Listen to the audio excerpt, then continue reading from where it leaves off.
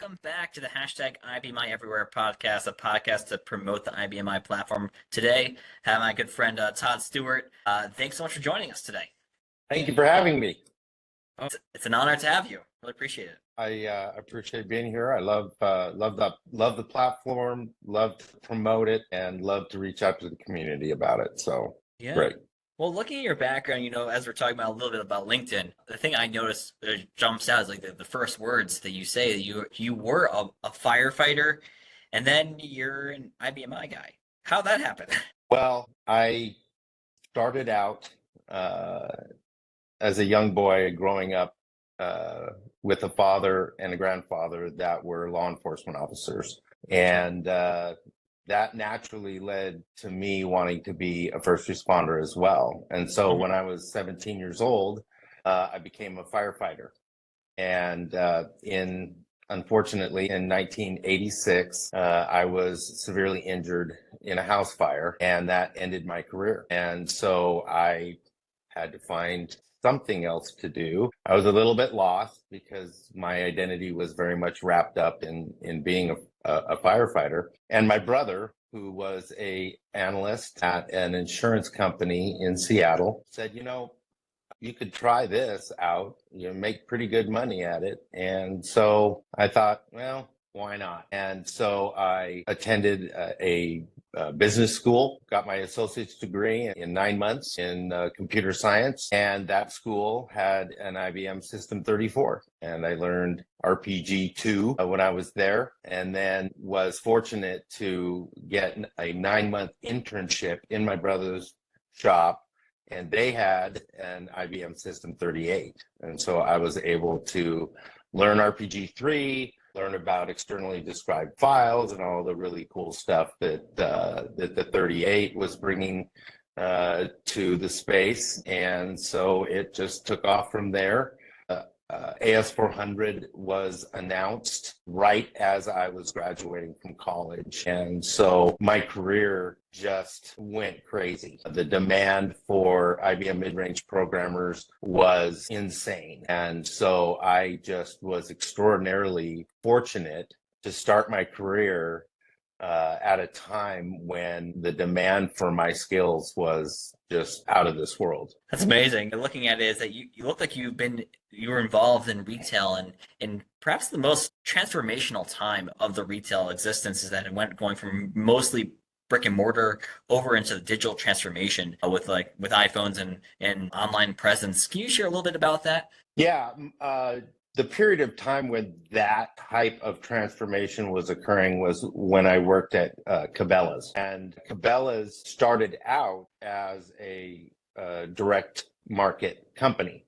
They published a catalog, and you called a 1-800 number and you ordered what you wanted to from the Cabela's catalog. Of course, by the time I joined the company in 2004, they obviously, had the website, they had the app, they had many brick and mortar locations. But during that period of time, it was really incredible, the growth of different, so take, for instance, the integration of inventory management within the different retail channels. So there was a time when the inventories that were reserved for retail stores were separate from the inventories that were available for website and customer service orders. And then we had a major project called Omnichannel, and that totally transformed how we served our customers in terms of whether or not they could get the product they wanted when they wanted it. So we integrated those inventory management practices. And so a customer who ordered something online, that order may be fulfilled from a distribution center, or if they lived close to a Cabela's retail store, then they could pick that order up at the retail store, or the retail store could fulfill that order directly and send it to them from the retail inventory. If they were the only place that had it, then we got it to the customer, regardless of whether it was in a distribution center or in a retail store. That was huge because we did have a lot of issues with customers unable to get an order fulfilled, even though we had inventory available in one of the channels, but it wasn't available in the other. So how did you code for that, or how did you develop something that was able to see all the different actions or opportunities to take these items? Well, it's interesting in that, it really wasn't anything earth-shattering as far as the development was concerned. It just was the methodology that you use to determine whether or not product is available and what you do in terms of fulfillment. So we utilized JDA MMS merchandise management software and IBM Sterling distribution software. So I managed the merchandising group at Cabela's, and I also for a while managed supply chain. And so it was really a complete rethinking of how merchandise management and supply chain integrated with each other and how your replenishment and order fulfillment, it was massive changes because when you have a system that's really only looking at your distribution center to go find something, now you've got to change that to look not only at your distribution center, but at merchandise that is currently at a retail store or in transit between stores or distribution centers and stores.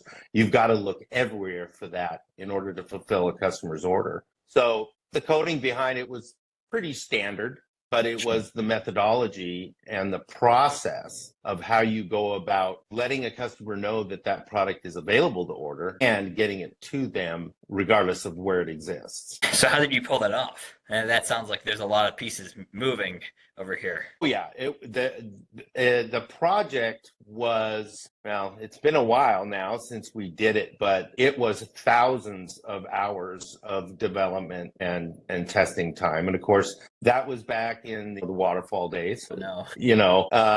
So it was an extremely long, drawn out process that took, I believe it was almost 2 years to fully implement in the company. Wow. And the question for you is that now with some of the newer agile ways of going about it and AI, how long do you think that project would have taken?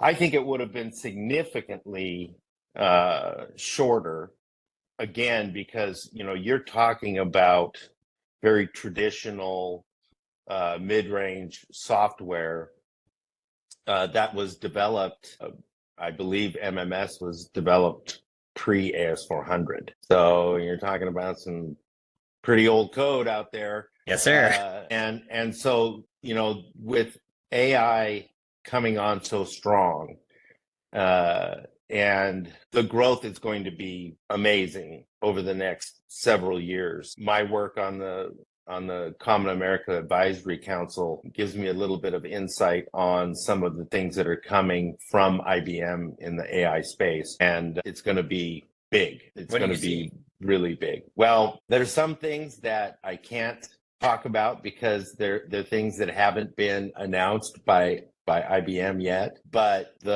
we've all heard from Steve Will about the Watson X IBM Code Assist project. And that is going to be a game changer. One of the things that IBM does, there's been some talk in the community about, wow, what's taking IBM so long to get into this space here? They're kind of behind the curve. Well, if you look historically at what IBM has done when something big and new and shiny makes its way into the community, they rarely are the very first one out there with their offering.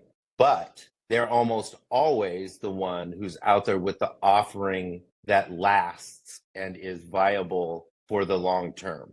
And that's where IBM is in the Watson X Code Assist project. So, Todd, just curious, what project are you thinking of that was they were not first, but they've been around? But you look like you have something specific in mind. No, actually, this was actually something that Steve Will talked about at our last meeting in Rochester. So you're asking me to remember that, and now I don't. So you drink some more coffee. I'm sorry. Yeah, but in terms of what's coming from IBM and the Code Assist project, it's going to be, there are tools out there now that help developers in the IBM I code faster and create systems more efficiently.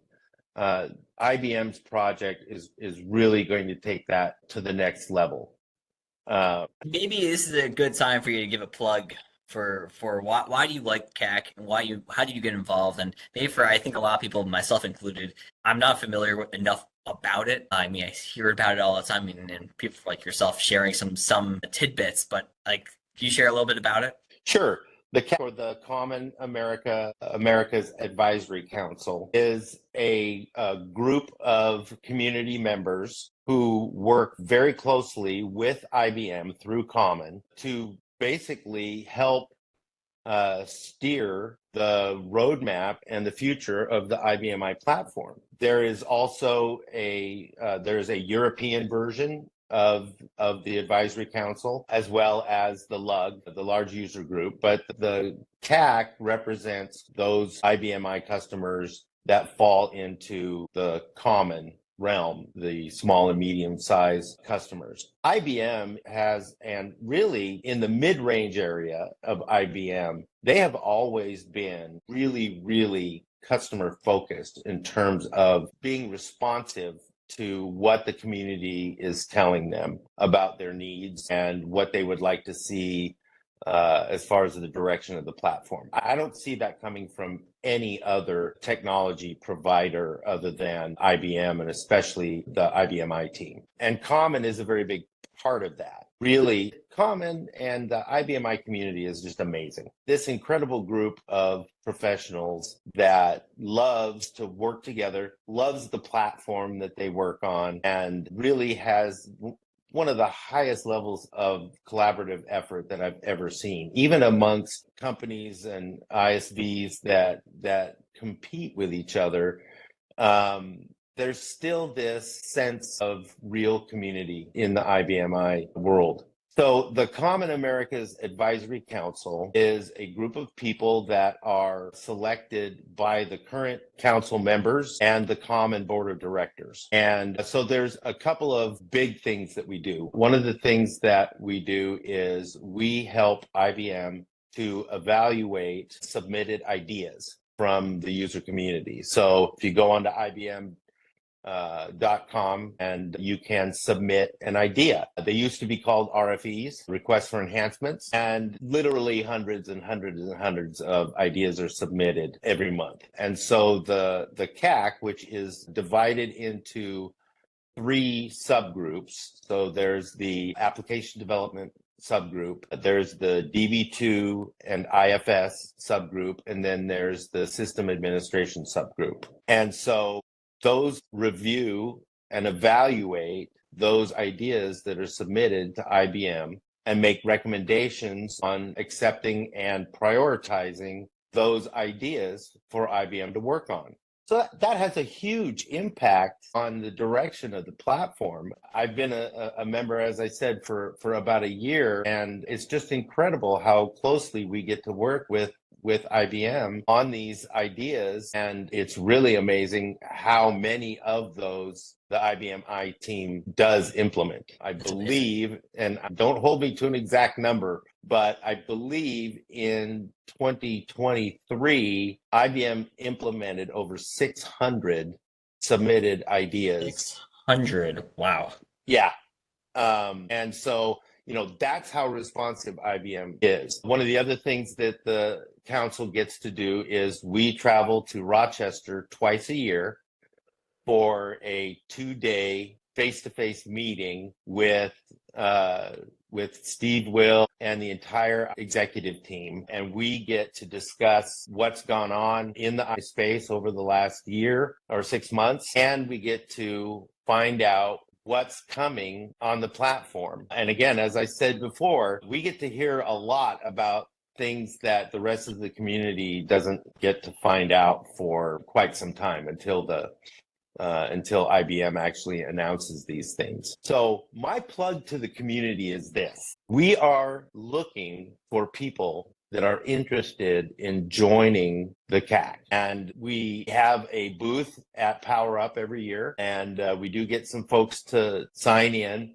But if you are a member of Common in good standing and you have, a good 5 years at least of experience on the platform, then you should go out to Common, search for the Common America's Advisory Council, and apply to be a member of the CAAC. We have a mix of mostly it's IBM customers. We do have some people from ISVs, but we are looking for people, especially in the sysadmin area. But if you are a specialist in sysadmin or app dev or the DB2 IFS area, I would like to encourage people to go onto the Common website, look for the Common America's Advisory Council, and apply to join us. I just can't tell you how incredible it is to be a member of the CAAC. It's amazing the impact that we can have on behalf of the IBMI community. It's not like you could help yourself, and you also get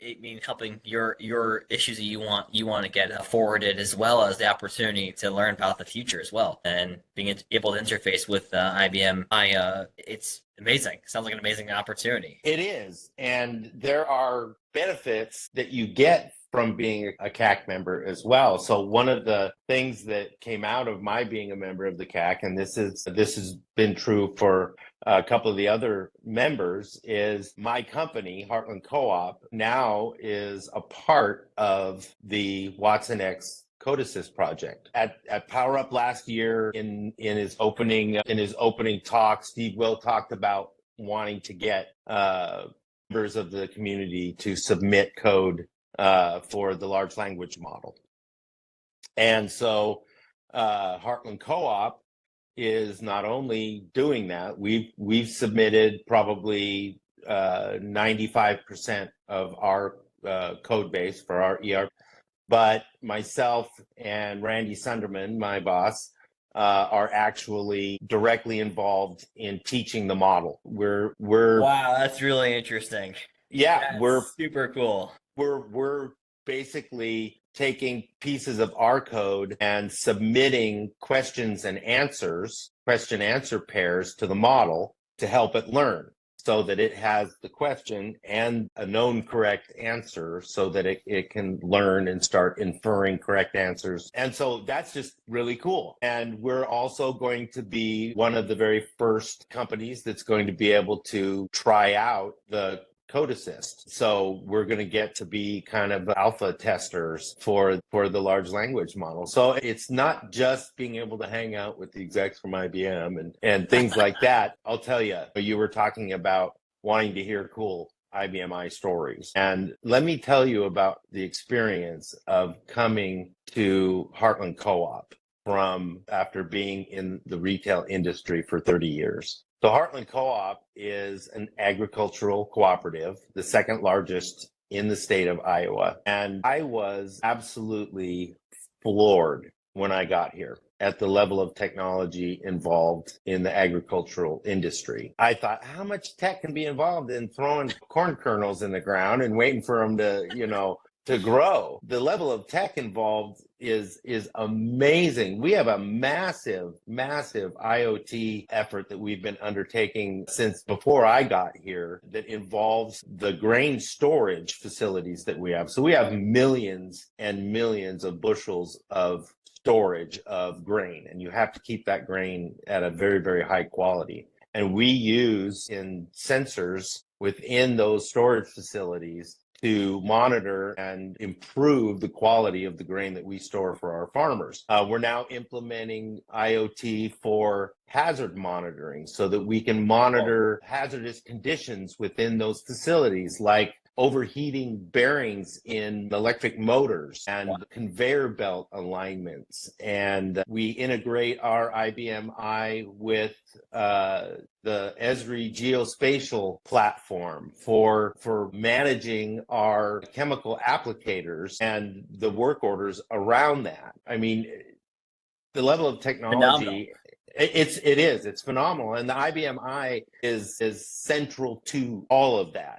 We use a lot of other technologies but the IBMI is and always has been the central piece of that. And one of the things that we have in the plan right now is, now that DB2 has Geospatial? geospatial support. Yeah, baby. I've been waiting for that. Yeah, so have we, because our preference is always to have the IBMI as the central repository for all of our operational data. And so one of the projects that we are in the planning stages of is taking all of that geospatial data that resides currently within the Esri platform and migrating that to the I, and using Esri as really just a presentation layer. And when Steve Will and those guys heard that, their ears pricked up. They said, "Oh yeah, Let's go, because man." I think let's do this." So working here in this ag co-op is really cool, because you think about agriculture, you don't really think about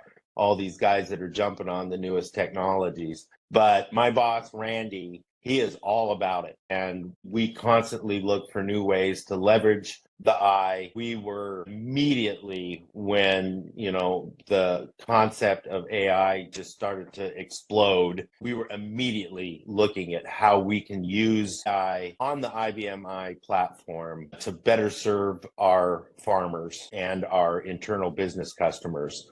So it's going to be a cool ride over the next couple of years as this Can't just wait. explodes.